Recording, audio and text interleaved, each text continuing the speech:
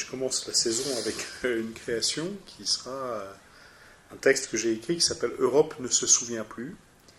Alors c'est un texte que j'ai écrit qui donnera lieu à une création théâtrale avec 4 comédiens. Mais c'est un texte qui a aussi déjà toute une histoire, c'est-à-dire, tu parlais beaucoup de ce qui s'était fait en amont sur Lambeau.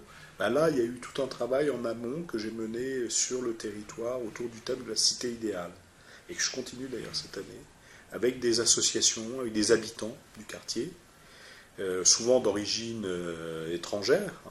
C'est la chose qui est justement très intéressante, c'est de parler de la cité idéale, de l'Europe, à partir justement du regard d'étrangers. Donc il y a eu tout un travail à la fois de recueil de paroles, d'écriture, de restitution, qui s'est fait depuis 2 ans autour de cette thématique-là. Et donc, d'une certaine manière, la création de mon texte Europe ne se souvient plus viendra finir ce parcours. Donc c'est un texte qui reprend le mythe d'Europe, c'est-à-dire cette jeune femme qui est enlevée par un taureau dans la mer, plutôt du côté du Moyen-Orient, et son histoire aussi avec Cadmos, son frère, parti à sa recherche. Donc ça, c'est l'histoire mythologique. Et puis cette histoire mythologique se mélange avec l'histoire de 2 étrangers entrés en France en situation régulière, donc 2 sans-papiers, qui sont en discussion évidemment avec la préfecture pour savoir quel sera leur avenir. Voilà. Donc à la fois c'est un texte qui mélange l'actualité et des problèmes qu'on connaît bien là aujourd'hui sur l'accueil des étrangers en Europe.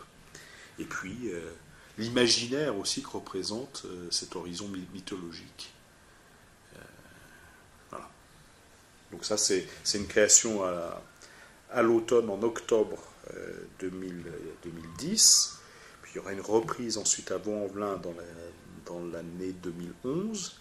Et puis j'espère ensuite une tournée. Après, on peut dire que l'autre axe vraiment majeur de la saison D3-8, la saison prochaine, D3-8 au NTH8, c'est un projet de Sylvie Mongin-Algan qui travaille sur une auteure mexicaine qui s'appelle Jimena Escalante, qui a écrit 4 pièces, dont l'axe de travail est beaucoup de partir des mythes qui sont retraversés d'une façon contemporaine. Donc les titres sont parlants. Il y a Andromaque réel, Électre se réveille, Phèdre et autres Grecs, et Moi aussi je veux un prophète, qui parle de Salomé et Jean-Baptiste.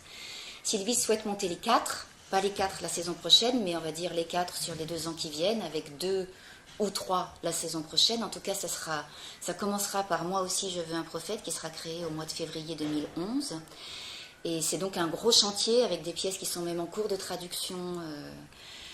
Et c'est un projet de création, ce polyptyque, c'est un projet de création qui fera un croisement entre les acteurs des 3-8, les nouveaux compagnons et d'autres acteurs, anciens compagnons ou pas. Donc ça va courir tout le 2e semestre de la saison. Il y aura un événement de langue des signes, un rendez-vous avec la langue des signes dont je parlerai très peu, mais qui est pour nous une obligation de recherche, de création, parce qu'on est bien obligé de se poser des questions quand on parle à un public mixte, et ça re-questionne encore d'une autre façon la notion de théâtre tout public. Donc cet événement bilingue, cette zone bilingue, elle sera probablement au mois de novembre. Et il y a 2 compagnies associées, et elles sont associées donc pas pour une saison, mais on va dire sur 2 ou 3 ans, en fonction de la fabrication de leur projet. Il y a la compagnie des transformateurs, qui a déjà été associée et qui revient, qui est dirigée par Nicolas Ramon, qui crée un spectacle qui s'appelle Les Constructeurs, qui sera amené à être joué soit en intérieur, soit en extérieur, avec un premier rendez-vous public au mois de juillet dans la zone L'Esprit des Villes. Il correspond aussi à Muse en Fête. À Muse en Fête, voilà. Ce sera présenté sous la halle.